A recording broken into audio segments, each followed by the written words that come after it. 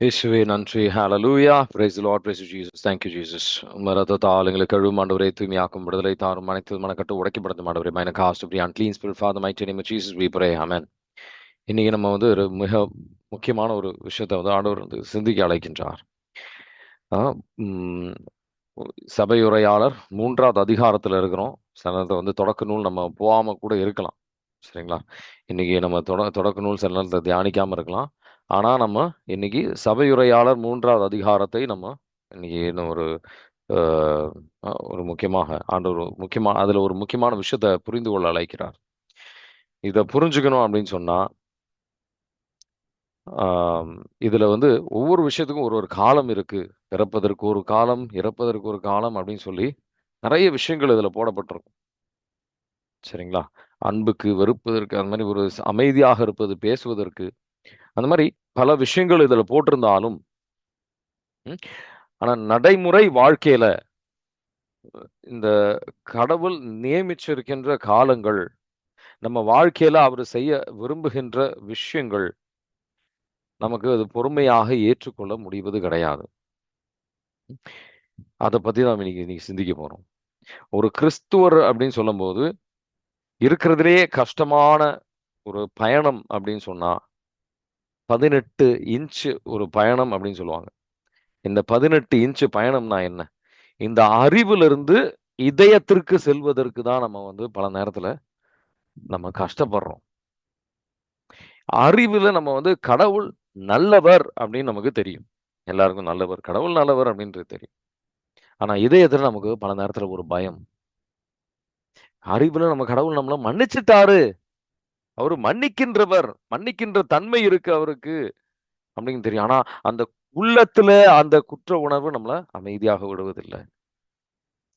அறிவின் அறிவின் தளத்தில் நம்ம எல்லாம் வல்ல கடவுள் அப்படின்றது தெரியும். ஆனாலும் நம்ம பல நேரத்துல நம்ம கவலைக்கு இடம் கொடுக்கின்றோம். ம், ஒரு பதட்டத்தில் நம்ம செயல்பட்டுட்டு இருக்கிறோம். இதை இதை இதை வந்து வைத்து தான் வந்து இந்த வசனம், பவுல் பவுல் அடிகளார் எழுதுற ஒரு வசனம் இருக்கு. சொல்ற சில வார்த்தைகள் இருக்கு. ரோமையர் புத்தகத்தில் 7வது அதிகாரம் 22, 23. ம், ஒரு கஷ்டமான ஒரு கொஸ்டின். வாசிக்கிறீங்களா? ரோமையர் 7ல 22, 23. நான் கடவுளின் சட்டத்தை குறித்து உள்ளூர மகிழ்ச்சி அடைகிறேன். ஆனால் என் உறுப்புகளில் வேறொரு சட்டத்தை காண்கிறேன். என் மனம் ஏற்றுக்கொள்ளும் சட்டத்தை அது எதிர்த்து போராடுகிறது. என் உறுப்புகளில் இருக்கும் அந்த பாவ சட்டத்துக்கு என்னை கட்டுப்படுத்துகிறது. ஆமேன். Praise the Lord. ஆமென். Praise the Lord. நம்மளை கட்டுப்படுத்துகின்றது. அந்த பாவத்தின் நம்ம வந்து அறிவளவுல நமக்கு தெரியும். இதெல்லாம் செய்யக்கூடாது, செய்யணும் அப்படின்றது நமக்கு எல்லாருக்கும் பல விஷயங்கள் நமக்கு தெரியும். ஆனா நம்மளால செய்ய முடியறது கிடையாது. ம். அறிவளவுல இது வளர்ந்துகிட்டே இருக்கு நமக்கு. ஆனா இதயம் பார்த்தீங்கன்னா சின்னதா தான் இருக்கு. கல்லாக இருக்கு சில பேருக்கு. சில பேருக்கு முள்ளுகளாக இருக்குன்னு ஏசப்பா சொல்லுவாரு. மத்தேயு 13ல. இத இத பத்தி நம்ம என்ன செய்ய போறோம் அப்படின்றது தான் இன்னைக்கு நம்ம இன்னும் தெளிவாக இத ஆழத்துல புரிஞ்சுக்கிட்டீங்க அப்படின்னா, நம்ம வந்து வளரலாம். ஆன்மீக வளர்ச்சி நமக்கு ரொம்ப அ எளிதாக இருக்கும். ஏன்னா, இந்த அறிவுல நம்ம இத கற்றுக்கொள்ள வேண்டியது ரொம்ப முக்கியமான விஷயம். ஆண்டவர் வார்த்தைய வாசிக்கணும். அத நம்ம கற்றுக்கொள்ளணும். ரோமையர் 10ல 14. அ இந்த எப்படி நம்ப முடியும்?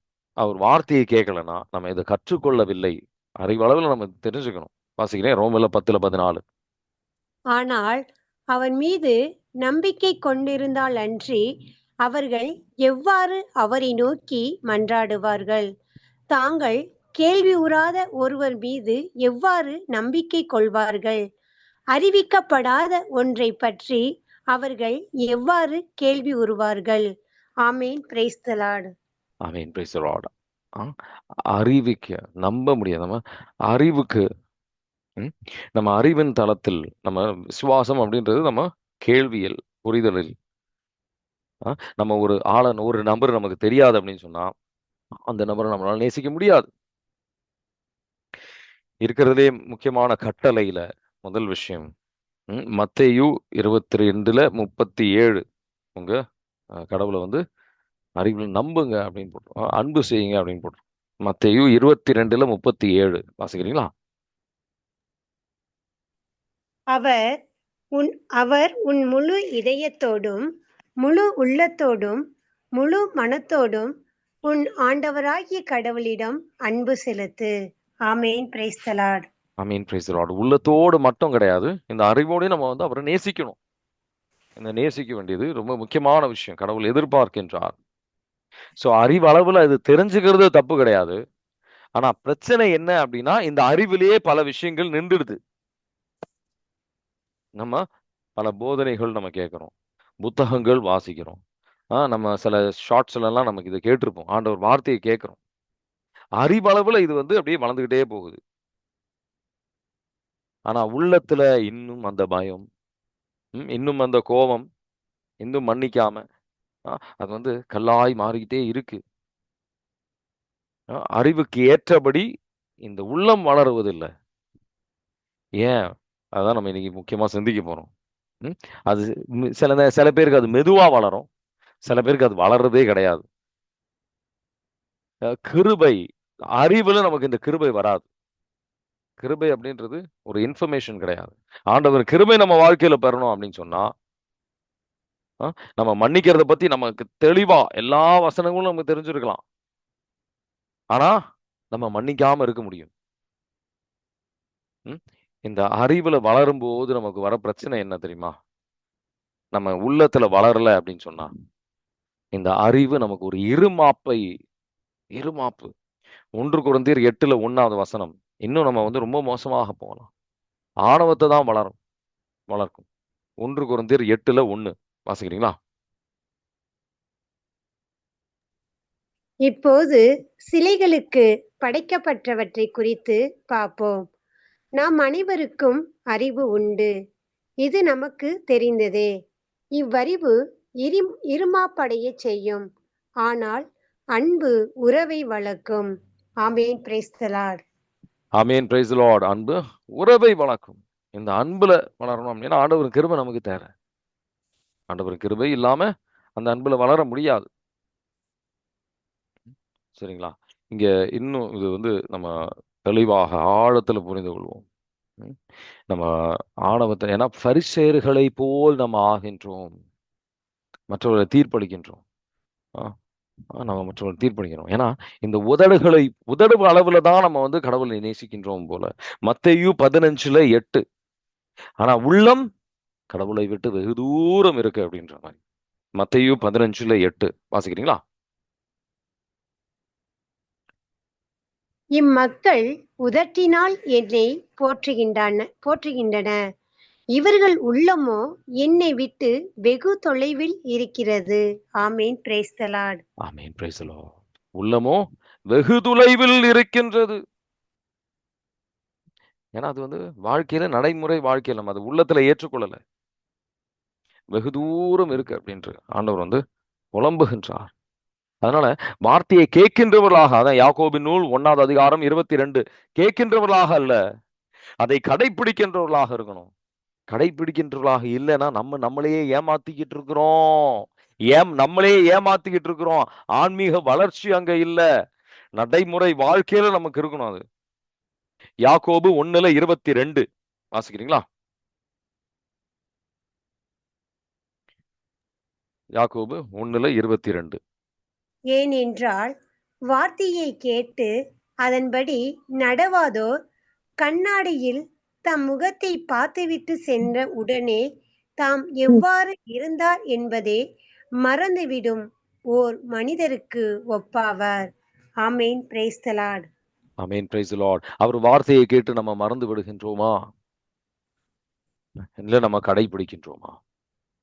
ஆண்டவர் சிந்திக்க அழைக்கிற விஷயம் தான். இந்த மாதிரி வார்த்தையை கேட்டு வாழ முயற்சி செய்கின்ற நிறைய பேர் நம்ம இருக்கிறோம். அதுல இது சாதாரண நபர்களுக்கு மட்டும் இல்ல, பெரிய பெரிய தீர்க்கதரிசிகளுக்கு கூட இந்த பிரச்சனை இருக்கும். கடவுளோட நல்ல உறவில் இருக்கின்றவர்களுக்கே இந்த பிரச்சனை இருக்கும். எண்ணிக்கை நூல் 22வது அதிகாரம் 18வது வசனம். ஆண்டவர் வார்த்தையை மீறி எனக்கு போக முடியாதுன்னு அவருக்கு தெரியும், பலாம் அப்படின்றவருக்கு. ம்? பலாக் அப்படின்ற ஒரு ராஜா, இந்த சூழ்நிலையை நீங்க புரிஞ்சுக்கணும். அப்ப இது அந்த வசனம் வாசிக்கும் உங்களுக்கு தெளிவா புரியும். பலாக் அப்படின்ற ராஜா இஸ்ரேல் மக்கள் வரதை பார்த்து பயந்துட்டு அவங்கள சபிக்கிறதுக்காக பலாக் என்ற ஒரு தீர்க்கதரிசி அவரை கூப்பிட்டுட்டு அவர் மேல சாபம் சாபம் விடு அப்படின்றாரு. ஆனா பலாம் சொல்றாரு, எனக்கு கடவுளுடைய வார்த்தையை மீறி என்னால போக முடியாது அப்படின்ட்டு. ஏன்னா அவர் கடவுளை தெரிந்தவராக இருக்கிறார். கடவுளுடைய தன்மை அவருக்கு தெரியும். அவர் எப்படி செயல்படுவார் அப்படின்ட்டு. இஸ்ரேல் மக்களை அவர் நேசிக்கின்றார்னு அவருக்கு தெரியும். அதனால நான் வந்து அவரை அவங்களே தீர்ப்பளிக்க மாட்டேன் அப்படின்னு அவரு சொல்லுவாரு. வாசிக்கிறீங்களா? அதுக்கு மீறி நான் போக முடியாது அப்படின்னுவார். எண்ணிக்கை நூல் 22:18 வசனம் வாசிக்கிறீங்களா? ஆனால் பிலேயாம் பாலாக்கின் அலுவலர்களிடம் பதில் மொழியாக கூறியது, பாலாக்கு தன் வீடு நிறைய வெள்ளியும் பொன்னும் எனக்கு தந்தாலும் என் கடவுளாகிய ஆண்டவரின் கட்டளையினை குறைவாகவோ கூடுதலாகவோ என்னால் மீற முடியாது. ஆமீன். Praise the Lord. ஆமென். Praise the Lord. என்னால மீற முடியாது அப்படின்னு. ஆனா ஏன்னா அறிவளவுல இது எல்லாமே தெரியும் அவருக்கு. ஆனா இதயத்துல அவருடைய இதயம் எப்படி இருந்தது? ஆ, அவருக்கு அந்த பலாக்கு கொடுக்கிற ஒரு மதிப்பு, அந்த பணத்து மேல ஆசையினால் கொஞ்ச நேரத்துக்கு அப்புறம் அவர் ஒரு தவறை செய்வார். இதை பற்றி தான் வந்து நீங்க வந்து எண்ணிக்கை நூல் 31:16 அவர் சொல்லி கொடுப்பாரு பலாக்குக்கு. இந்த மாதிரிலாம் சபிச்சாலாம் அவங்களுக்கு வேலைக்கு ஆகாது. அவங்களே ஏமாத்தி ஒரு பாவத்துல விழ வைக்கணும் நீ அப்படின்னு சொல்லி. எண்ணிக்கை நூல் 31:16 வசனம் வாசிக்கிறீங்களா? பிலேயாமின் சொல்லை கேட்டு இஸ்ரேல் மக்கள் பெகோரா காரியத்தில் ஆண்டவருக்கு எதிராக இழிவாக நடக்க காரணமாய் இருந்தவர்கள் இவர்கள்தானே. அதனால்தான் ஆண்டவரின் மக்களின் கூட்டமைப்பினுள் கொள்ளை நோய் வந்தது. ஆமீன். Praise the Lord. ஆமீன். Praise Lord. எதனால? இதோட காரணம் எதனால? இதயத்துல அவருக்கு என்ன இருந்தது? கடவுளை விட அதிகமா அவர் என்ன நேசிச்சிருந்தாரு? 2 பேதுரு 2:15 அவர் உள்ளத்துல அவர் அந்த பணத்தையும் அந்த பதவியும் பெயரும் அதுதான் வந்து அவர் அதிகமா நேசிச்சிருந்தார். 2 பேதுரு 2:15 வாசிக்கிறீங்களா? இவர்கள் நேரிய வழியை விட்டு அகன்று அலைந்து திரிந்தார்கள். பெயோரின் மகன் பிலேயாமின் வழியினை பின்பற்றினார்கள். அந்த பிலேயாம் கூலிக்காக தீவினை செய்ய விரும்பினார். ஆமீன். Praise the Lord. ஆமீன். Praise the Lord. கூலிக்காக விலையாம். இந்த காசுக்கு தான், காசு மேலதான் அதிகமா ஆசை. இது வழியா நம்ம வந்து சில பேர் காசு மேல அது அதையும் நீதிகரிச்சுக்குவோம். காசு மேல யாரும் தான் ஆசைப்படல. காசு இல்லாம வாழ முடியுமா? காசுக்காக அவங்க நான் வந்து இதை சொல்லி செஞ்சுட்டேன், அதெல்லாம் வந்து பெரிய தவறுலாம் கிடையாது. அவங்க செய்யற தவறை வந்து நீதிகரிப்பாங்க. அறிவளவுல வந்து ஆண்டவர் வார்த்தையை கேட்டா ஆமேன் ஆமேன் ஆமேன் ஆமேன் அப்படின்ற பேச்சு இருக்கும். ஆனா நடைமுறை வாழ்க்கையில பாத்தீங்கன்னா அதுக்கு கீழ்ப்படிஞ்சிருக்க மாட்டாங்க. அவங்க உள்ளத்துல அது வேர் எடுத்திருக்காது. அவங்க உள்ள அதை கடைபிடிச்சிருக்க மாட்டாங்க. அவருக்கு உண்மையை தெரியும். பலாமுக்கு அந்த உண்மையை தெரிஞ்சது. ஆனா அது அறிவளவுல தான் உள்ளத்துல வந்து ம், எல்லாத்தையும் விட மேன்மையா அதான் முக்கியமா வந்து கடவுளோட வார்த்தையை வைக்கல. இது இந்த ஒரு விதத்துலன்னு மட்டும் கிடையாது. மார்க்கு நற்செய்தி 9:24 வசனம். அந்த ஒரு தகப்பன் அவருக்கு வந்து ஏசப்பா வந்து ஒரு ஹீலிங் தர முடியும் அப்படின்ற நம்பிக்கை இருந்தது. இல்லைன்னா அந்த இடத்துக்கு வந்திருக்கவே மாட்டார் அவர். நம்ம பல பேர் இந்த தகப்பனை போல் தான் நம்ம இருக்கிறோம். மார்க்கு நற்செய்தி 9:24 வாசிக்கிறீங்களா? உடனே அச்சிறுவனின் தந்தை, நான் நம்புகிறேன், என் நம்பிக்கையின்மையை நீக்க உதவும் என்று கதறினார். ஆமீன். Praise the Lord. ஆமென். Praise the Lord. நான் நம்புகின்றேன். ஆனா எனக்கு பயமா இருக்கு. உள்ளத்துல அந்த பயம் இருக்கு. பயத்தை விடுறதுக்கு தயாரா இல்ல. என் அறிவளவுல எனக்கு இந்த நம்பிக்கை இருக்கு. ஆனா அந்த உள்ளத்துல இன்னும் கேள்விகள், சந்தேகங்கள், பயங்கள். இது இப்ப நடக்குமோ? கடவுள் சில பேர் கேட்டீங்கன்னா, கடவுள் ஹீல் பண்ணுவாரு அப்படின்னுவாங்க. எப்போ? அது கொஞ்ச நாள் ஆகும் அப்படின்னு. கடவுள் இப்போ ம், அவரு அவரு புரிஞ்சுக்கிறாரு. எனக்கு உதவி செய்ய என்னோட இதயத்துல அந்த முழுமையான நம்பிக்கைக்கு செல்ல முடியல அப்படின்றது உணருகின்றார். ஆனா பல பேர் செய்யற தவறு என்னன்னா, அவங்க உள்ளத்துல ஏற்றுக்கொள்ளவில்லை, அறிவளவுல தான் தெரியும் அப்படின்னு. அது இந்த தகப்பன் வந்து அவருக்கு ஒரு மாற்றம் வரணும் அப்படின்னு சொல்லி அவர் வேண்டுறாரு. என்னால நம்ப முடியல, நம்ம உதவி செய்யுங்க அப்படின்றாரு. ஆனா நம்ம பல நேரத்துல இந்த பரிசேயர்களை போல் இருக்கிறோம். பரிசேயர்களை போல் இந்த பைபிளை வாச்சவங்க யாரும் கிடையாது.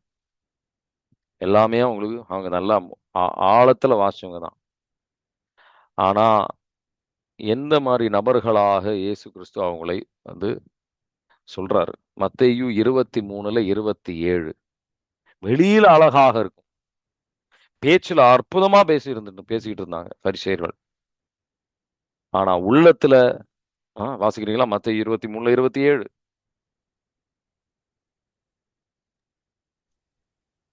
வெளிவேடக்காரரே, மறைநூல் அறிஞரே, பரிசேயரே, ஐயோ உங்களுக்கு கேடு! ஏனெனில் நீங்கள் வெள்ளையடித்த கல்லறைகளுக்கு ஒப்பானவர்கள். அவை புறம்பே அழகாக தோற்றமளிக்கின்றன, அவற்றின் உள்ளேயோ இறந்தவர்களின் எலும்புகளும் எல்லா வகையான அழுக்குகளும் நிறைந்திருக்கின்றன. ஆமேன். Praise the Lord.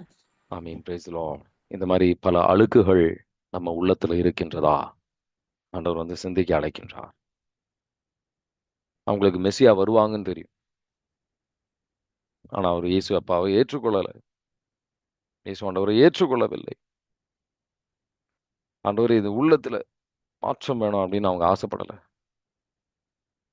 பல பேர் வந்து பரிசேயர்களை விட வந்து சாத்தானுக்கு வந்து பைபிள் அதிகமா தெரியும். அதுக்காக கீழ்ப்படிதாதர் அப்படின்ற மத்தேயு 7:21, ஆண்டவரே ஆண்டவரே என்று அழைக்கின்றவர்கள் வாயிலிருந்து உதடிலிருந்து அழைத்தா பத்தாது. நம்ம வந்து நடைமுறை வாழ்க்கையில அதை வந்து செயலில் காட்டணும். அந்த மாதிரி காட்டுகின்றவர்கள் விரலை விட்டு எண்ணக்கூடியவர்களாக தான் இருக்கிறான். அது சில பேர் கொஞ்ச நாள் காட்டுவாங்க, அதுக்கப்புறம் எளிதான வழியை எடுத்துட்டு போயிடும். பலாம் பல காலத்தில் அவர் வந்து நல்ல விதமா வாழ்ந்தவர் தான். கொஞ்ச நாள் கிடையாது, வாழ்க்கை முழுவதும் அவர் வார்த்தைக்கு எல்லா சூழ்நிலையிலும் நம்ம அது செவி சாய்க்கணும்.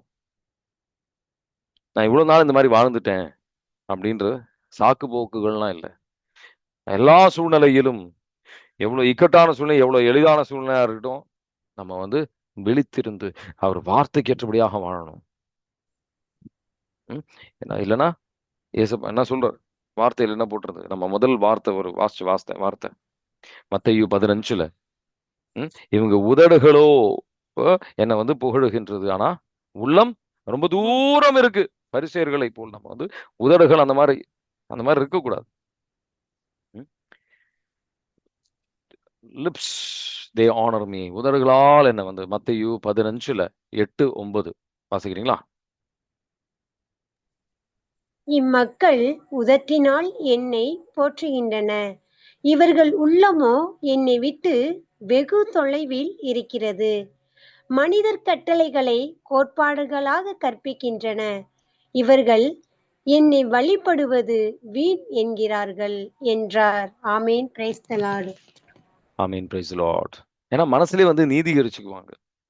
அவங்க செய்யற தவறை எப்படி சிந்திப்பாங்க அப்படின்னு சொன்னா, இது யாருதான் செய்யறது கிடையாது. பலவிதமான சாக்கு போக்குகள் நமக்குள்ளேயே நம்ம சொல்லிக்குவோம்.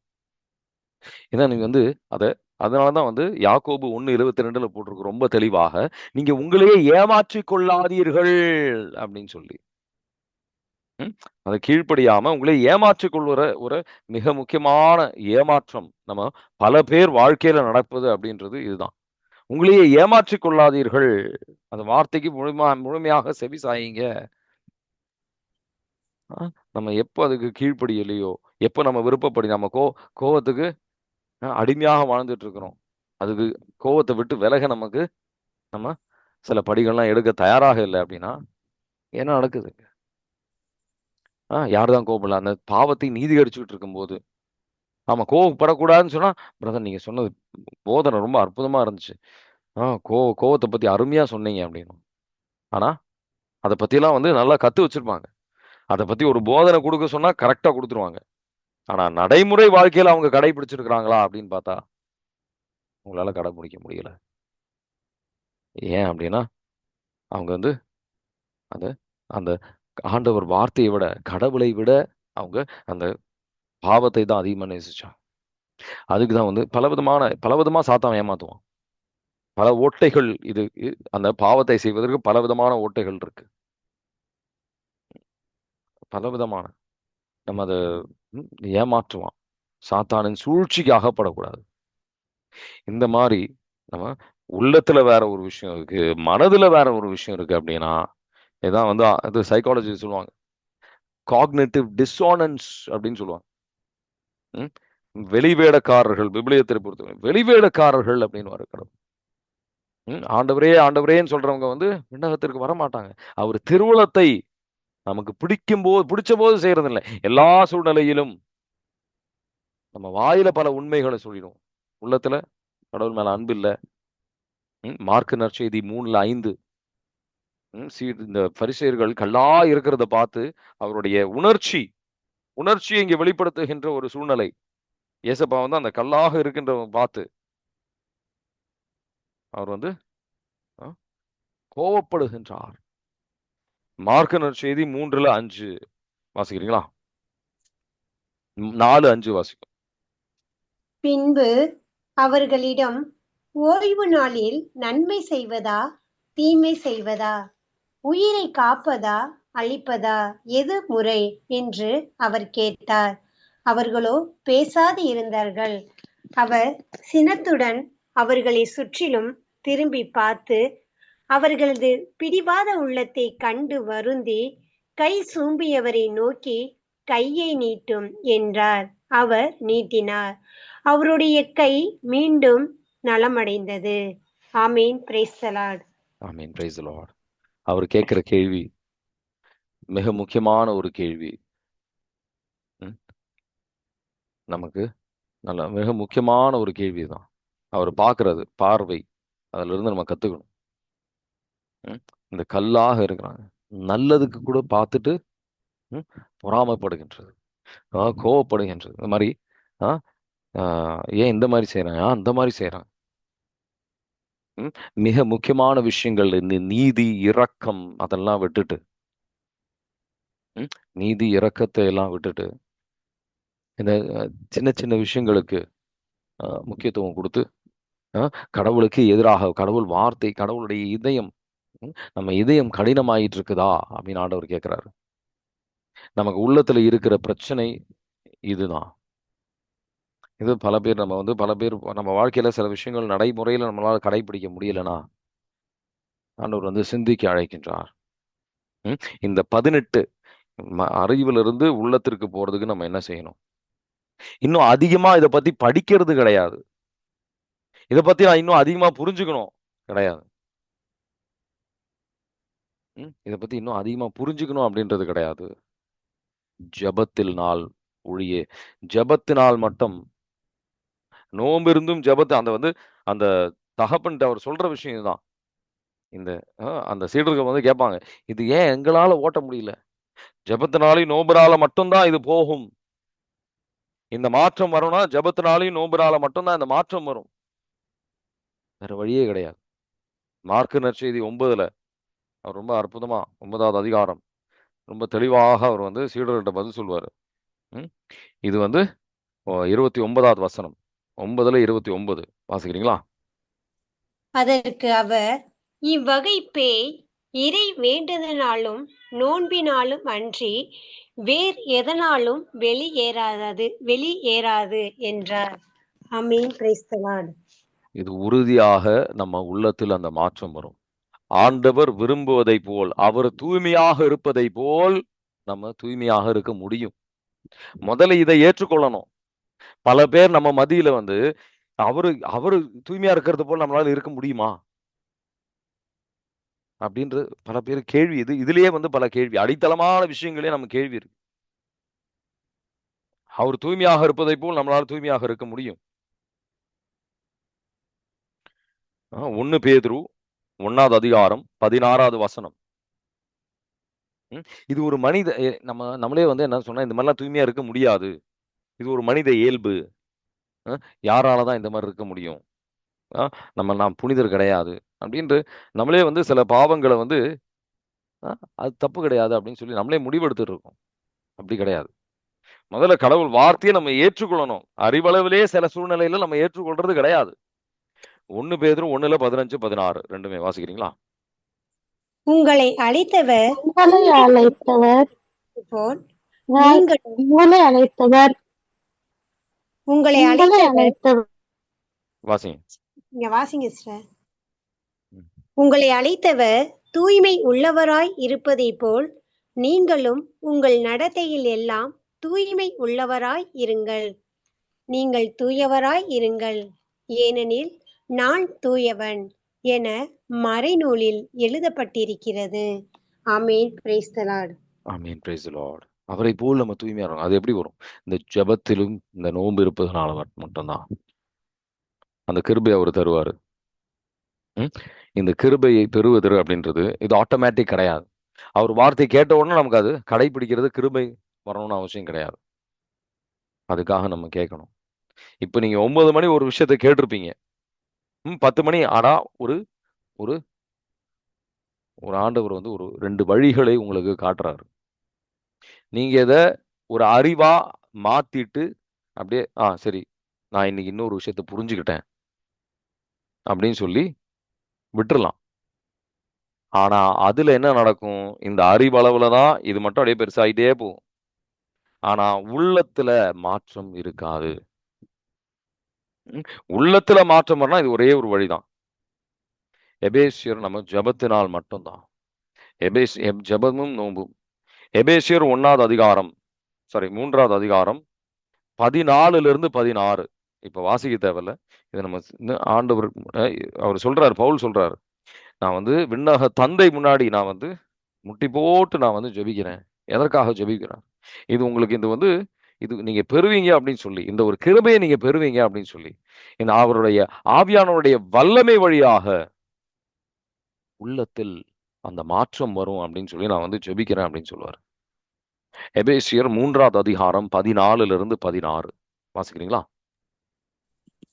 இதன் காரணமாக விண்ணுலகிலும் மண்ணுலகிலும் உள்ள ஒவ்வொரு குடும்பமும் உண்மையிலேயே குடும்பமாய் விளங்குவதற்கு காரணமாய் இருக்கிற தந்தையிடம் நான் மண்டியிட்டு வேண்டுகிறேன். அவருடைய அளவற்ற மாட்சிக்கேற்ப உங்கள் உள்ளத்துக்கு வல்லமையும் ஆற்றலும் தூய ஆவி வழியாக தந்தருள்வாராக. ஆமேன். Praise the Lord. ஆமென். Praise Lord. அந்த ஆற்றலை தூய ஆவியானவர் வழியாக ஜெபத்தின் வழியாக நம்மளால ஒவ்வொருத்தருக்கும் எப்படி பவுல் வாழ்ந்தாரோ, எப்படி வந்து இயேசுப்பா வாழுகின்றாரோ, அதுபோல நம்மளால வந்து வாழ முடியும். அது நடைமுறை வாழ்க்கையில இதை எப்படி வந்து செய்யறது? நடைமுறை வாழ்க்கையில எப்படி செய்யறது? நம்ம அறிவளவுல எது ஏற்றுக்கொண்டோம், நல்லது. அது நல்ல விஷயம். அது ஒரு முதல் படி. அது நம்ம ஏற்றுக்கொள்ளணும். நம்ம தேவையான ஒரு விஷயம் தான். ஆனா 2வது படிக்கு நம்ம முக்கியத்துவம் கொடுக்கணும். ஆண்டவர் வார்த்தையை கேட்கின்றவர்களாக மட்டுமல்ல, அதை கடைபிடிக்கின்றவர்களாக. அறிவளவுல கடவுள் என்ன மன்னிக்கின்றா? அந்த உள்ளத்துல சில பேர் உள்ளத்துல என்ன நடக்குது அப்படின்னு சொல்லி அந்த அளவுக்கு உணர்வதும் கிடையாது. உள்ளத்துல அதை ஏற்றுக்கொள்ளணும். ஆண்டவரே எனக்கு இந்த ஒரு விஷயத்துல ஒரு குற்ற உணர்வு எனக்கு உள்ளத்துல இருக்கு. நேத்திக்கு வந்து சில பேருக்காக ஜெபிக்கும் போது எனக்கு எனக்குள்ள வந்து நான் வந்து அபார்ஷன் பண்ணிட்டேன். எனக்குள்ள அந்த குற்ற உணர்வு இப்பவும் இருக்கு. அவங்க பாவ சங்கீதனை செஞ்சுட்டாங்க. இன்னும் ஆனா அவங்களுக்குள்ள அந்த குற்ற உணர்வு இருக்கு. குற்ற உணர்வை விட்டு விட தயாராக இல்ல. ஆண்டவர் வார்த்தையை கேட்டா மட்டும் பத்தாது, ஜெபமாக மாற்றணும். குற்ற உணர்வை இயேசுவின் நாமத்தில் நான் குற்ற உணர்வை விட்டு விடுகின்றேன். ஆண்டவரே இந்த குற்ற உணர்வை எடுத்துருங்க. உங்க வார்த்தை, அந்த வார்த்தையை வாசிக்கும் போது அந்த வார்த்தை ஊடுருவி செல்லுகின்றது. அவங்க வந்து திரும்ப திரும்ப அதை வாசிக்கிறாங்க, அதை அறிக்கை இடுகின்றாங்க. அந்த வார்த்தையை ஜெபமாக மாற்றுகின்றார்கள். அது ஜெபமாக மாற்றும். அந்த வார்த்தையை நீங்க வந்து ஜெபமாக மாற்றணும். அந்த வார்த்தையின் வல்லமை நம்ம உள்ள ஊடுருவி சொல்லி சென்று ஒரு மாற்றம். அது ஒரு வாளை போல் ஊடுருவி சென்று நமக்குள்ள அந்த மாற்றத்தை கொண்டு வரும். அந்த வார்த்தையை நீங்க ஜெபமா மாற்றலாம். ஆனா ஜெபமா மாற்றணும். பல பேர் அதை மாற்றுவது கிடையாது. ஆண்டவரே எனக்கு வெளிவேடக்காரர்களாக இருக்குன்னு உங்களுக்கு இது பிடிக்கலன்னு தெரியும். அதை பார்த்தா அது கல்லான இதயம் அப்படின்றது தெரியுது.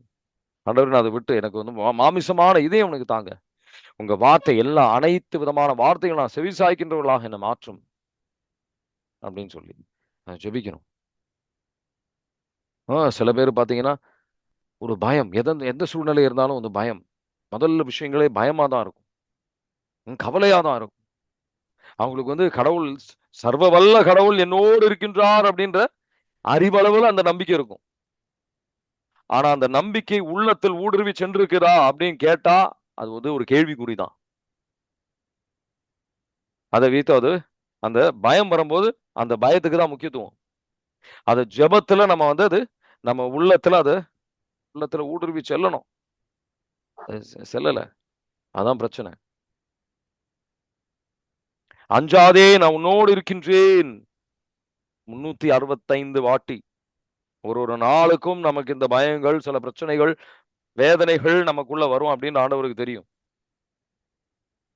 உள்ளத்துல அந்த பயத்துக்கு நீங்க அதிகமா இடம் கொடுக்குறீங்க அப்படின்னா ஆண்டவர் வார்த்தையை சில விஷயங்கள்ல இன்னும் ஏற்றுக்கொள்ள வேண்டி இருக்கு. அந்த கவலைக்கு நீங்க அதிகமாக இடம் கொடுக்குறீங்க, அதிகமா சிந்திக்கிறீங்க அப்படின்னா இன்னும் அந்த பயத்துலதான் அதிகமா நம்ம வந்து செயல்பட்டு கொண்டிருக்கின்றோம். ஆண்டவர் அதை புரிந்து கொள்ள அழைக்கிறார். இன்னைக்கு வந்து தொடக்க நூல் எடுக்க போறது இல்லை. இன்னைக்கு நம்ம இதான் சிந்திக்க போறோம். இன்னும் ஆழத்தில் நம்ம தெளிவா இதை புரிஞ்சுக்கிட்டோம்னாவே நமக்குள்ள பல மாற்றங்கள், பல ஆசீர்வாதங்கள் நம்ம பெறலாம். அவர் பிள்ளையாக வாழ முடியும். நமக்கு அற்புதங்கள் நம்ம வாழ்க்கையில் நடக்கும். ஆண்டவர் வார்த்தையை அவர் விருப்பப்படி நம்ம ஏற்றுக்கொண்டாவே அவர் விருப்பப்படி நம்ம ஏற்றுக்கொண்டாவே வந்து பல மாற்றங்கள், அதிசயங்கள் அவர் செய்வார். சரிங்களா? அவர் அணுகி செல்கின்ற மிக முக்கியமான விதம் அது. எமாவுஸ், இப்போ லூக்கா நற்செய்தி 24வது அதிகாரத்துல 2 சீடர்கள், ஏசப்பா அவர் இறந்ததுக்கு அப்புறம் 2 சீடர்கள் அவங்க வந்து அந்த ரொம்ப வேதனையில், குழப்பத்தில், சோர்வடைந்து, அவங்களுக்கு ஆண்ட ஒரு வார்த்தையை தெரியும். ஏசப்பா வந்து அவர் பெரிய தீர்க்கதரிசி, வல்லமையாக இருந்தார் அப்படின்னு. ஆனா அவங்க உள்ளத்தில் ஒரு விரக்தியில் அவங்க சென்று கொண்டிருக்கின்றார். இயேசுவானவர் என்ன செய்யறார்? அவர் வந்து முதல்ல வார்த்தையை வந்து வெளிப்படுத்துகின்றார். அவங்க அறிவை வந்து புரிதலுக்கு அவங்களுக்கு வருது. லூக்கா நற்செய்தி 24:45 எடுத்து வாசிங்க, உங்களுக்கு அது புரியும் நான் சொல்ற விஷயம். 45ல நான் 24:45 வாசிக்கிறீங்களா? அப்போது மறைநூலை புரிந்து கொள்ளுமாறு அவர்களுடைய மனக்கண்களை திறந்தார். ஆமேன். Praise the Lord. முதல்ல மனக்கண்கள் திறக்கப்படணும், ஆண்டவர் வார்த்தையை ஏற்றுக்கொள்ளணும். அதான் முக்கியம், முதல் படி அதுதான். சரிங்களா? ஆனால் அது ஏற்றுக்கொண்டா பத்தாது, ஜெபத்தினாலும் நம்ம வந்து அத ஜெபத்தினால, அவர் கிருபையால நம்ம வந்து அது வாழ்க்கையில வாழ்வதற்கான கிருபையை நாடணும். லூக்கா நற்செய்தி 24:32 எடுத்து வாசிச்சு பாருங்க. அவங்க உள்ளத்துல அவங்க உள்ளம் பற்றி எரிந்து கொண்டிருக்கின்றது அப்படின்னு. அவர் வார்த்தை நெருப்பாக இருக்கின்ற வார்த்தை ஜெபமாக மாற்றும் போது நம்ம உள்ளமும் அவருடைய நற்கருணையை நம்ம பெறும்போது உள்ளம் இந்த மாதிரி தீயாக இருக்கும். லூக்கா நற்செய்தி 24:32 வாசிக்கிறீங்களா? அப்பொழுது அவர்கள் ஒருவரை ஒருவர் நோக்கி, வழியிலே அவர் நம்மோடு பேசி மறைநூலை விளக்கும் போது நம் உள்ளம் பற்றி எரியவில்லையா என்று பேசிக் கொண்டார்கள். ஆமேன். Praise the Lord. ஆமேன். Praise the Lord. உள்ளம் பற்றி எரியணும். நம்ம ஜெபத்தில் அந்த வார்த்தையை ஜெபமாக மாற்றும் போது உள்ளம் பற்றி எரியும். அவர் நற்கருணையை பெற்று அந்த வார்த்தை, நம்ம கேட்ட வார்த்தையை ஜெபமாக, ஆண்டவரே இன்னைக்கு ஃபாதர் சொன்னதை நான் வந்து என் வாழ்க்கையில கடைபிடிக்கணும், உங்க வார்த்தைக்கு ஏற்றபடியாக நான் வாழணும், உங்களுக்கு நான் முழுமையாக செவி சாய்க்கணும், செவி சாய்க்காம நான் வந்து என்னையை ஏமாற்றிக்க கூடாது, அதை முழுமையாக கடைபிடிக்கணும். மற்றவங்க கடைபிடிக்கிறாங்களோ இல்லையோ அது முக்கியம் இல்லை. அவங்க அந்த மாதிரிலாம் செஞ்சது கிடையாது, நான் மட்டும் ஏன் இதை செய்யணும்? அப்படி இல்லை. விண்ணக தந்தை நிறைவாக இருக்கிறார். நானும் நிறைவாக இருக்கணும். அவரை நோக்கி நம்ம பயணம் செய்யணும். அவர் நற்கருணை பெறும்போது நம்ம உள்ளம் பற்றி எரிய, அவர் வார்த்தையை நம்ம உள்ளத்தில் உள்வாங்குவதற்கு நம்ம ஜெபிக்கும் போது அதுக்கு நம்ம கனி தர முடியும். அவருக்கு ஏற்றபடியான ஒரு வாழ்க்கை நம்ம ஜபத்தினாலும் இந்த நோம்பினாலும் தான் இது. சில நேரத்தில் ஒரு வாட்டி ஜெபிச்சா, சில நேரத்தில் உங்களுக்கு கொஞ்ச நேரம் ஜெபிச்சதுனால அது மாற்றம் வரணும்னு அவசியம் கிடையாது. பல வருஷங்களா இந்த பாவங்கள் செஞ்சுட்டு இருப்பீங்க. 2 நிமிஷம் ஜெபிச்ச உடனே எல்லாம் சரியாயிடும் அப்படின்னு நினைச்சுக்காதீங்க. ஜெபிக்கணும், இன்னும் ஆழமாக ஜெபிக்கணும். ஆனா ஆவியானவரோட உதவியோட ஜெபிக்கும் போது மாற்றங்கள் படிப்படியாக அவர் தருவார். அதனால ஆண்டவர் கொடுக்கிற எச்சரிக்கை இன்னைக்கு இதுதான். அறிவளவுல நான் இன்னைக்கு இந்த பிபிலிய கல்வி வந்த நான் நிறைய விஷயம் கற்றுக்கொண்டேன், பத்தாது. பரிசேயர்களை போல் வெளிவேடற்காரர்களாக நம்மளே ஏமாற்றிக் கொள்ளக்கூடாது. புது ஒரு உண்மை நம்ம முட்டி போட வைக்கணும். ஜெபித்த விஷயம் நம்ம கேட்ட விஷயங்கள் ஜபமாக மாற்றணும். ஆண்டவன் கிருபையை நாடணும். இல்லைனா இந்த ஊதாரி மைந்தனின் ஓமையில் மூத்த சகோதரனை போல் நம்ம மாறுவோம். மற்றவர்களை தீர்ப்பளிப்போம். நம்ம இதயம் கல்லாக மாறும். உதடளவுலதான் ஆண்டவரை துதிக்க முடியும். சில ஒருத்தவங்க நேத்திக்கு கேட்டாங்க, பிரதர் இவங்க எல்லாரும் நல்லா ஜெபிக்கிறாங்க பிரதர், ஆனா அவங்க வாழ்க்கையில சண்டை பிரச்சனை மட்டும்தான் பிரதர் அப்படின்னு. ஏன்னா ஜெபமா மாத்தல. அந்த 18 இன்ச் அறிவுல இருந்து உள்ளத்துக்கு போற வரைக்கும் அது நம்மளால செய்யறதுக்கு ஆண்டவர் கிருபை இல்லாம நம்மளால செய்ய முடியாது. நம்ம சுய முயற்சினால செய்ய முடியாது. அவரு ஆவியானவரின் உதவியால நம்ம உள்ளத்தில் அவர் அந்த கட்டளைகளை எழுதுவார். 2 கொரிந்தியர் 3:3 நம்ம ஒவ்வொருத்தருடைய உள்ளத்திலையும் அவர் எழுதுவார். வாசிக்கிறீங்களா? 2 கொரிந்தியர் 3:3. எங்கள் பணியின் வாயிலாக கிறிஸ்து எழுதிய கடிதம் நீங்களே என்பது வெளிப்படை. அது மையினால் எழுதப்பட்டது அல்ல, மாறாக வாழும் கடவுளின் ஆவியால் எழுதப்பட்டது. கற்பலகையில் அல்ல, மாறாக மனித இதயமாகிய பலகையில் எழுதப்பட்டது. ஆமீன். Praise the Lord. ஆமீன். Praise the Lord.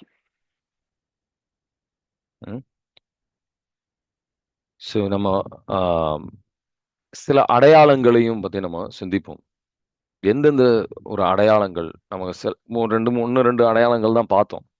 எந்தெந்த சூழ்நிலையில் அறிவளவுக்கு போயிருக்கு, இதயத்திற்கு போகல அப்படின்ட்டு. கடவுள் அன்பா இருக்கிறாரு, கடவுள் அன்பு செஞ்சிருக்கிறார், காணாமல் போனவர் தேடி வருகின்றவர் அப்படின்ட்டு. ஆனா ஒரு சின்ன விஷயத்துல நம்ம தவற கொஞ்ச நேரம் பூசைக்கு கொஞ்சம் ஒரு 5 நிமிஷம் லேட்டா போயிட்டோம்னா உடனே ஐயோ கடவுள் தண்டிச்சிருவாரா, நம்ம ஃபாதர் சொல்றதை கேட்கல, கொஞ்சம் அந்த சைடு திரும்பி கொஞ்சம் 2 நிமிஷம் அந்த சைடு திரும்பி பார்த்தோம், ஐயோ கடவுள் தண்டிச்சிருவாரா. நம்ம தண்டனையை பத்தி தான் அதிகமாக, கடவுள் தீர்ப்பை பத்தி தான் அதிகமாக சிந்தியா இருக்கும். கடவுள் அன்பை விட தீர்ப்பு தான் அதிகமாக முக்கியத்துவம் கொடுத்துருப்போம். கடவுள் கட்டளைகள் உண்மை அப்படின்னு தெரிஞ்சாலும் கடவுள் கட்டளை வாழ்க்கை நடைமுறை வாழ்க்கையில கீழ்ப்படிய முடியலையா, அப்ப இதயத்துல சில மாற்றங்கள் வர வேண்டி இருக்கு. கடவுள் நல்லவர் அப்படின்ற அறிவளவுல தெரியும்.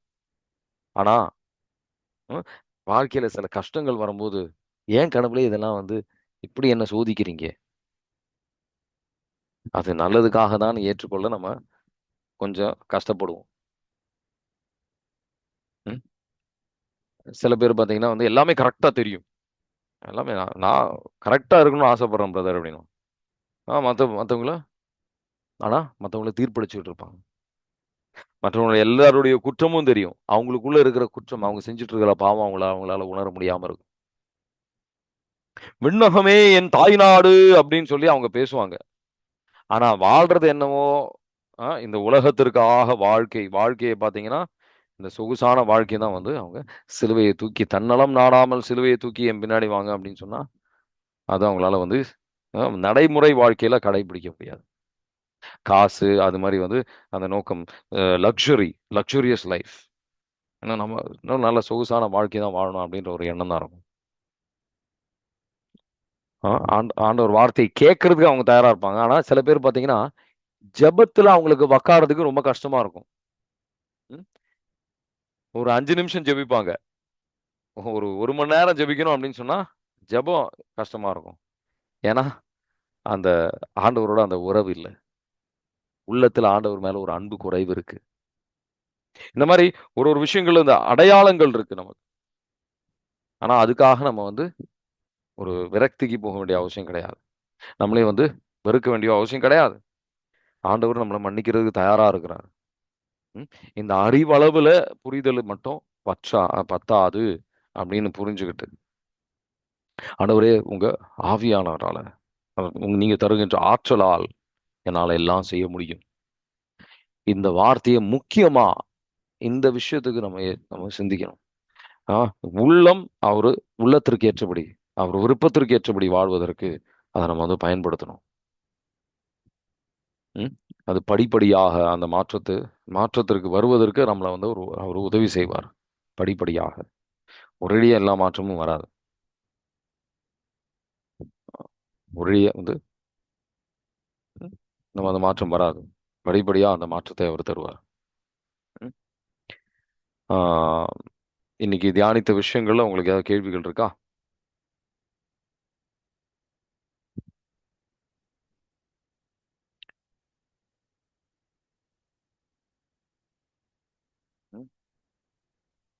கோவப்படக்கூடாது அப்படின்னு சொல்லி நீங்க வந்து அதுக்காக கிருபைக்காக ஜெபிக்கிறீங்க.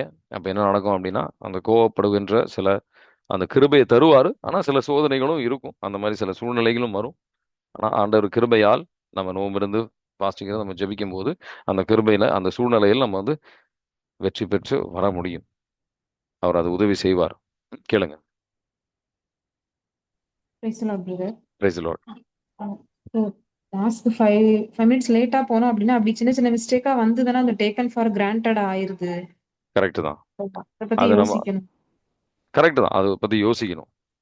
ஆனா அந்த சின்ன சின்ன தவறை பார்த்து அது தண்டிக்கிறதுக்காக நிக்கிறாரு அப்படின்னு நம்ம அந்த தண்டனைன்றதுல விட, ஐயோ நான் இதை செஞ்சு ஆண்டவர் நான் வேதனைப்படுத்துறேனே, ஆண்டவரே அடுத்த வாட்டி எனக்கு சீக்கிரமா வர்றதுக்கான கிருபை எனக்கு தாங்க, கரெக்டா இன்னும் கொஞ்சம் சீக்கிரமா எழுந்து செய்யறதுக்கான கிருபையை தாங்க. ஐயோ கடவுள் தண்டிச்சிருவாரா அப்படின்னு சில பேர் வந்து அதிகமாக அதுக்கு ஒரு என்ன சொல்லணும்னா ஒரு பயத்துல வாழ்வாங்க. அந்த மாதிரி நபர்களாக வந்து ஒரு ஆழமான உறவுக்கு வர முடியாது.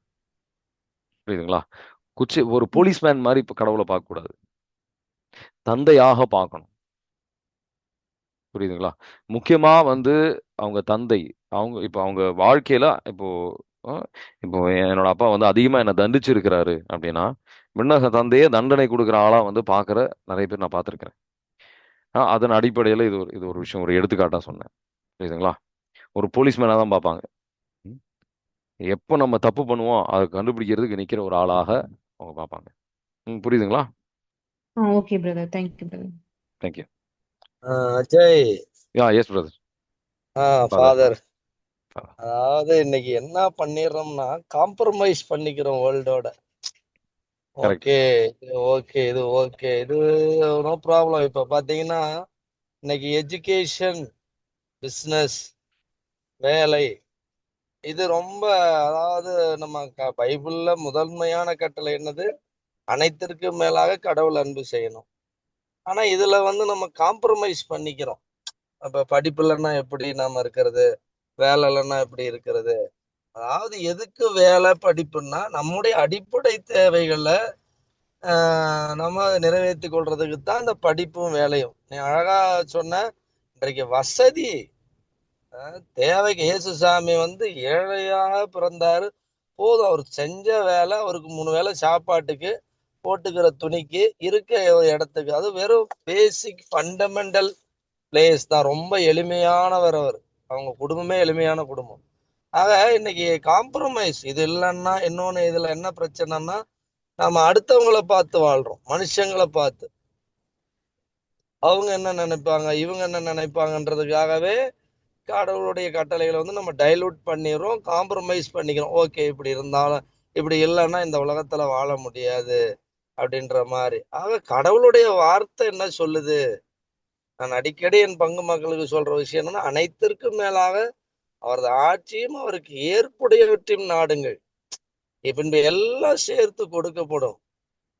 அப்ப இத வந்து இன்னும் நம்ம நடைமுறைப்படுத்த மாட்டேங்கிறோம். அதான் நான் லூக்கா 6:46 நான் அடிக்கடி சொல்லுதுண்டு, நான் சொல்லுவற்றை செய்யாது என்னை நோக்கி ஆண்டவரே ஆண்டவரே ஏன் கூப்பிடுகிறீர்கள். அதை அவர் சொல்றாரு, செய்யறோம். அதுதான் கிறிஸ்தவ வாழ்க்கை. அது கொஞ்சம் கஷ்டம்தான், இல்லைன்னெல்லாம் சொல்லல. ஆனா நம்ம முயற்சி செய்யணும். ஆண்டவர் நமக்கு நல்லதுக்கு தான் சொல்றாரு. இப்ப உதாரணத்துக்கு ஒரு டாக்டர்கிட்ட போறோம், உடம்பு சரியில்லைன்னு. அந்த டாக்டர் டெஸ்ட் பண்ணிட்டு உங்களுக்கு இந்த இது இருக்குது, இந்த மாத்திரையை சாப்பிடுங்க அப்படின்னு இது செய்யறோமே. சாப்பிட்றோமா இல்லையா? அதுல ஏதாவது சந்தேகப்படுறோமா? அல்லது இந்த மாத்திரையை சாப்பிட்டா நோய் நல்லாகணும்னு நினைக்கிறோமா? இல்லை என்ன நம்ம அதை டவுட் பண்றோம்? ஒன்றும் கிடையாது. இப்ப டீச்சர் சொல்றாங்க, ஹோம்ஒர்க் பண்ணிட்டு வா, அதை செஞ்சுட்டு வா, இது பண்ணிட்டு வா, அப்புறம் நீட் எக்ஸாம் அல்லது டெட் எக்ஸாம் எல்லா எக்ஸாமும் போய் படி அப்படின்னு நம்ம கட்டாயப்படுத்துறோம், சொல்றோம். அப்ப எந்த நம்பிக்கையில அவங்க சொல்றதை செய்யறோம்? அப்ப அதை செய்யற நாம ஏன் கடவுள் சொல்றதை நம்ம செய்ய மாட்டேங்கிறோம்? கடவுள் சொல்றத அஜய் சொன்ன மாதிரி 18 இன்ச்சு இங்க இருந்து இங்க வந்துருது உலக விஷயங்களுக்கு, ஆனா கடவுள் விஷயங்களுக்கு வரமாட்டேங்குது. அப்ப நம்ம காம்ப்ரமைஸ் பண்ணக்கூடாது. கடவுளுக்குரியதை கடவுளுக்கும், மனிதர்களுக்குரியதை மனிதர்களுக்கும் கொடுக்க நம்ம பிராக்டிஸ் பண்ணணும். அதான் முயற்சி திருவினையாக்குன்னு சொல்லுவாங்க. பயிற்சி ரொம்ப முக்கியம். பைபிள் அதான் யாக்கோபு சொன்னது தான் அஜய் சொன்னபடி, அது இறைவார்த்தை கேட்பவர்களாக மட்டும் இருந்து உங்களை ஏமாற்றி கொள்ளாதீர்கள், அதன்படி நடக்கிறவர்களாய் இருங்கள். எல்லாத்துக்கும் மேனுவல் கொடுக்குறாங்க, அந்த மேனுவல் படிதான் எல்லாம் நடக்கிறோம். வாழ்க்கைக்கு மேனுவலே பைபிள் தான். அதனால நான் என் பங்கு மக்களுக்கு நான் சொல்றது என்னன்னா, நான் சொல்றது வேணாம், நீ சொல்றது வேணாம், வா 2 பேரும் கடவுள் சொல்றத கேட்போம், அதுதான் கரெக்ட். ஆக இந்த குழுவிலே பங்கேற்கிற அனைவருக்கும் ஒரு அன்பான வேண்டுகோள் என்னன்னா, கடவுளை வார்த்தையை படிங்க, அதை நடைமுறைப்படுத்துங்க. பெரியவங்க நடைமுறைப்படுத்தணும் ஃபர்ஸ்ட். குறிப்பா ஆண்கள், குடும்ப தலைவர்கள், பெரியவர்கள், அவங்க நம்ம நடைமுறைப்படுத்தினாதான் சின்ன குழந்தைங்க நம்மளை பார்த்து நடைமுறையில இதுதான் நடைமுறையாகணும் அவங்க கத்துக்குவாங்க. அதனால ஜெபியுங்கள், நிறைய ஜெபியுங்க. யோவான் 15 சொல்ற மாதிரி அவரோடு இணைந்திருந்தால்தான் நம்ம கண்ணி தர முடியும். அவரோட இணைந்திருக்கும் போது என்னன்னா, 1 யோவான்ல 2வது அதிகாரம் 3வது அதிகாரத்துல நம்ம படிப்போம், அவருடைய உடலை உண்டு ரத்தத்தை குடிப்பவரோடு நானும் இணைந்திருக்கிறேன், அவரும் இணைந்திருக்கிறேன். இது யோவான்ல படிப்போம் 6வது அதிகாரத்துல. 1 யோவான்ல வந்து பாத்தீங்கன்னா, அவருடைய கட்டளைகளை கடைபிடிப்பவரோடு கடவுள் இணைந்திருக்கிறார், தூய ஆவியை பெற்றுக்கொள்கிறவரோடு அவர் இணைந்திருக்கிறார், இயேசுவே ஆண்டவரை அறிக்கையிடுவரோடு இணைந்திருக்கிறார். இதெல்லாம் நம்ம செய்யும் போது கடவுளோட இணைஞ்சிருக்கிறோம். இப்ப கடவுளோட இணைஞ்சிருந்தாலே அவரை போல நம்ம அவருடைய வார்த்தையை கேட்போம். அதனால இதற்காக நீங்கள் மனம் மாறுங்கள். கடவுளுடைய வார்த்தையை அது படிச்சுட்டு அது ஏதோ பிரேயருக்காகவும் அல்லது ஏதோ தேவைகளுக்காகவும் அப்படின்னு மட்டும் நினைக்காம, இதுதான் வாழ்க்கை, இப்படிதான் நம்ம வாழும் நம்ம நினைச்சோம்னாவே நம்மை பார்த்து 4 பேர் இது உண்மைன்னு நம்புவாங்க. Praise the Lord. Praise the Lord father. Thank you. Praise the Lord father. Thank you very much.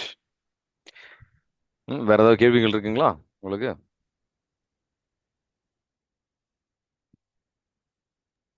Price Lord brother. நான் Praise the Lord. அவங்க கேட்டதுதான், ஆனா இந்த கண்டினியூஸா போறது தான் பிரதர் ரொம்ப கஷ்டமா இருக்குது. கண்டினியூஸா அது எது ஃபார் சொல்றீங்க? எக்ஸாம்பிள், சோ இறை வார்த்தையின்படி நடக்கிறதுக்கு ம் கண்டினியூஸா அந்த சில தொய்வு ஏற்பட்டுருது சில நேரங்கள்ல. ம் அப்ப நீங்க ஜெபம் நேரம் அதிகப்படுத்தி பாருங்க, சரிங்களா? 1 யோவான் 5வது அதிகாரத்துல போட்டிருக்கும், அவர் கட்டளைகள் கஷ்டமா அப்படின்ற ஒரு கேள்வி அதுல இருக்கும், சரிங்களா? அது வந்து எளிது, அவர் அன்பு செய்யும் போது, அவனை அதிகமா நேசிக்கும் போது நமக்கு வந்து இது எளிதாக இருக்கும் அப்படின்னு இருக்கும். நம்ம அந்த அன்பு எப்படி நம்ம ஜெபிக்கும் போது அந்த வார்த்தை வந்து நமக்குள்ள அந்த அன்பாக நமக்கு மாற்றப்படும். அப்படி அவனோட அன்பு நமக்குள்ள பொழியப்படும். அது செய்யறதுக்கு நமக்கு எளிதாக அவர் மாத்துவார். 1 யோவான் 5வது அதிகாரம் 2 4 வரைக்கும் 5 வரைக்கும் வாசிக்கிறீங்களா? 1 யோவான் 5வது அதிகாரம் 2 5 வரைக்கும்.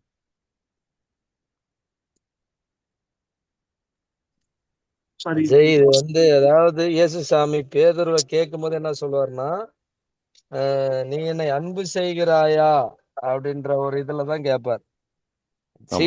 கிறிஸ்துவனுடைய பேசிக் ஃபண்டமெண்டல் குவாலிட்டியை நம்ம கடவுளை அன்பு செஞ்சா மட்டும்தான் கடவுள் சொல்றதை கேட்போம். அதுவும் யோவான்ல அடிக்கடி சொல்லுவார், என்னை நீங்கள் அன்பு செய்தால் என் கட்டளைகளை கடைபிடிப்பீர்கள். அப்ப கடவுளை அன்பு செஞ்சா மட்டும்தான் அவர் சொல்றதை நம்ம செய்ய முடியும். அந்த ஜெபத்துல அவருடைய அன்பு உள்ளத்துல பொழியப்படும். நமக்கு அன்பு செய்யறதுக்கு இன்னும் வந்து ஊக்கம் வரும். அந்த ஒரு விஷயங்களையும் கடைபிடிக்கிறதுக்கான கிருபை அவர் தருவார். சரிங்களா? 2 யோவான் 1 யோவான் 5வது அதிகாரம் 2 5. வாசிக்க வர்றதுனா வாசிங்க. நாம் கடவுளின் மீது அன்பு கொண்டு அவர்களுடைய கட்டளைகளை கடைபிடிக்கும் போது கடவுளின் பிள்ளைகள் மீது அன்பு கொள்கிறோம் என்பது நமக்கு தெரிய வரும். ஏனெனில் அவர் கட்டளைகளை கடைபிடிப்பதில்தான் கடவுள் அன்பு அடங்கியுள்ளது.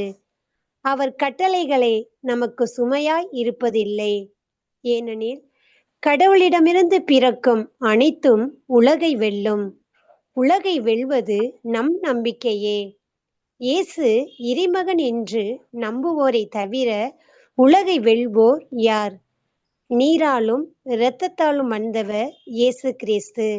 அவர் நீரால் மட்டும் வந்தவர் அல்ல, நீராலும் இரத்தத்தாலும். ஆமென். Praise the Lord. ஆமென். Praise the Lord. சோ முக்கியமான விஷயம் இதுதான்.